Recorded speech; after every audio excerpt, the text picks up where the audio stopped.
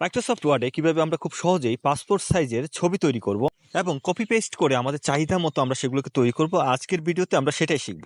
তো সেজন্য আমি মাইক্রোসফট ওয়ার্ডের একটি ব্ল্যাঙ্ক ফাইল ওপেন করেছি। এখন উপর ইনসার্ট থেকে আমি পিকচারে গিয়ে আমি যেই পিকচারটিকে পাসপোর্ট সাইজের তৈরি করতে চাচ্ছি সেটা সিলেক্ট করে আমি ইনসার্টে ক্লিক করছি। এখন আমরা ডান পাশে কপি অপশন থেকে আসপেক্ট রেশিও অপশন সিলেক্ট করব, তারপর 1:1 সিলেক্ট করব, তারপর কিবোর্ডে এন্টার প্রেস করব। তো ভিউয়ার্স দেখতে পাচ্ছেন এখানে পাসপোর্ট সাইজের ফটো তৈরি হয়ে গিয়েছে। এখন আমাদের যে কয়টি ফটো তৈরি করা দরকার আমরা ঠিক ততটি টেবিল থেকে গিয়ে রো এবং কলাম সিলেক্ট করব। আমি 3x3 সিলেক্ট করলাম, তারপর আমি ফটোটিকে Ctrl+X দিয়ে আমি কাট করছি, তারপর টেবিল সিলেক্ট করে আমরা Ctrl+V প্রেস করব।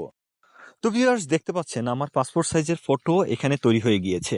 এখন আমরা চাইলে আমাদের পাসপোর্ট সাইজের এই ফটোগুলোকে আমরা কালার প্রিন্টারে প্রিন্ট করতে পারি। তো ভিউয়ার্স ভিডিওটি ভালো লাগলে লাইক ও শেয়ার করবেন আর অবশ্যই ট্যাগ হোমের সাথেই থাকবেন। তো আজ এ পর্যন্তই, ভালো থাকবেন, আল্লাহ হাফেজ।